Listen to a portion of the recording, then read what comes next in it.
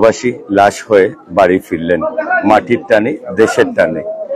ওনার দীর্ঘ বছর ইউরোপে থেকেছেন, আজ তিনি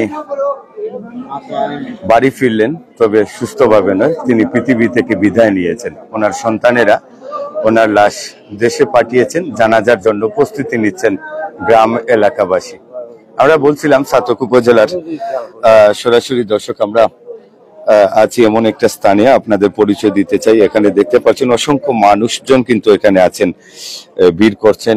গ্রামের পাড়া প্রতিবেশী সবাই শুনে এসেছেন। আমরা বলছিলাম ছাতকের সরিষাপাড়া গ্রাম থেকে, যেখানে আজকের এই বেদনার ভারে নুয়ে পড়েছে ছাতকের আকাশ। বিদেশ জীবন কাটিয়ে জীবিত ফেরা হলো না। আজ ছাতকের প্রবাসী মোহাম্মদ রমজান আলী সাহেবের লাশ ফিরে এসেছে তার প্রিয় জন্মভূমিতে সরিষাপাড়ায়। ওনার বয়স ছিল ৬৫ বছর। প্রায় ১৮ বছর কাটিয়েছেন পর্তুগালের প্রবাস জীবনে। জীবনভর শ্রম, সংগ্রাম আর পরিবারের প্রতি দায়বদ্ধতায় প্রবাস থেকেও মন পড়ে থাকত গ্রামের মাটিতেই। মৃত্যুর পরে হলেও তিনি আজ ফিরেছেন মাটির টানে তার প্রিয় মানুষের কাছে। সন্তান ছিলেন মোট ৪ জন। জানাজার জন্য অনেক মানুষ ইতিমধ্যে ছুটে চলে আসছেন। লাশের জায়গা হবে না, জানাজার যে উপস্থিতি মানুষের, সেটার জন্য তারা স্থান পরিবর্তন করছেন। আর না হয় এই জায়গায় হতে পারতো। অনেক বড় একটি উঠান ছিল, কিন্তু মানুষের উপস্থিতির কারণে আজকের এই স্থান পরিবর্তন করতে হচ্ছে।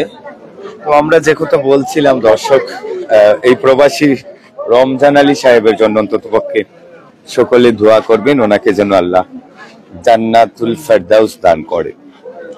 আমরা অনেক মানুষজন আছেন, আমরা বিশেষ করে শিক্ষক সমতা স্কুল অ্যান্ড কলেজের সম্মানিত অধ্যক্ষ জনাব নাসির উদ্দিন সাহেব আছেন। উনি জানাজায় অংশগ্রহণ করেছেন। ওনার সম্পর্কে একটু জানতে চাই। উদ্দিন সাহেব ছিলেন আমাদের সাথে একজন অধ্যক্ষ। তিনি সমতা স্কুল অ্যান্ড কলেজের ঐতিহ্যবাহী একটি প্রতিষ্ঠান, সেখানটার প্রিন্সিপাল।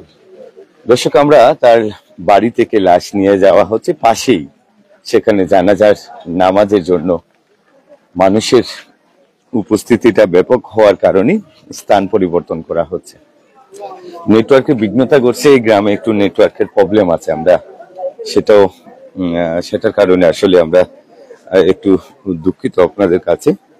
তারপরেও আমরা পরবর্তীতে তার ভিডিও সেটা ক্লিপ আসবে, তখন আপনারা আরেকটি পর্ব পাবেন।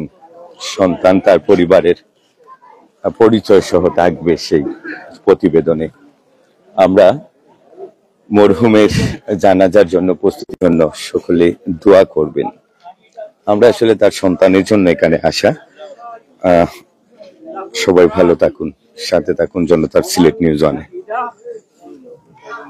কি যা তামাশা নেহি, আমরা ইব্রত হইল গিয়া ওই আজকে যে ভাই ইন্তেকাল ফরমাইছে, এই ভাইয়ের দিকে লক্ষ্য করলেই যেভাবে দুনিয়াতে আগমন শূন্য হাতে, যেভাবে আগমন কেউ সঙ্গী সাথী নয়, তদ্রু আইসকুতান সেইভাবে সেই খালি হাত সঙ্গী সাথী নয়। বিদায় টানোর জন্য আমরা মাফ চাই আল্লাহর দরবারে। আল্লাহ মহান আল্লাহ পাক পরবর্তীকালে আলম যেন তাদের মাফ করুন, দুনিয়া আখেরাতে তাদের যেন শান্তি নসিব করুন। আল্লাহ কবরের জিন্দেগানিত মনকিনে কিরে সহলের জন্য আল্লাহ সহল করে দেয়। এই ভাই দুনিয়ার জগতে মানুষ সামাজিক জীব, এই দুনিয়ার মধ্যে মানুষ সমাজবদ্ধ। বিদায় মানুষের অনেক সামাজিক কথাবার্তার মধ্যে বাক পিতান্ড তর্ক বিতর্ক হইতে পারে, মনের মধ্যে আঘাত আসতে পারে। আমি আমার এই ছোটবেলার বন্ধু, বাল্যকাল আমরা একলগে লেখাপড়া করছি, আমার ময়ূরগড়ের ভাইও মামুরগড়ের ভাইও সম্পর্কে আলমের জন্য মাফ করে দেয়। আপনার কাছে আমি ক্ষমা প্রার্থী, তার পক্ষ থেকে আল্লাহ যেন আল্লাহর কাছে আপনারাও মাফ চাইতা, তাহলে মাফ করে দিতা। উঠা বসায় যে ধরনের কষ্ট দিছ, এই কষ্ট গুলারে আল্লাহ দিল থেকে মাফ করে দিতা, তার দরজা পূরণ ফরমাইতা। সবাইকে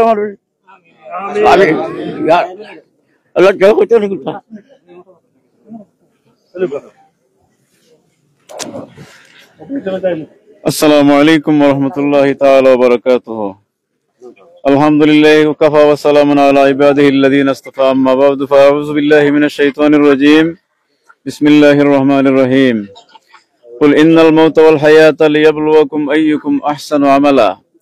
সম্মানিত হাজিরিন, আল্লাহ পাক রব্বুল আলামিনের দরবারে আমরা অসংখ্য অগণিত শুকর আদায় করি যে আল্লাহ সুবহানাহু ওয়া তাআলা আজকে আল্লাহর মায়ার বান্দার জানাজার নামাজে আমরা সবাইরে অংশগ্রহণ করার তৌফিক দান করছেন। এই কারণে সবাই শুকরিয়া আদায় করি আলহামদুলিল্লাহ।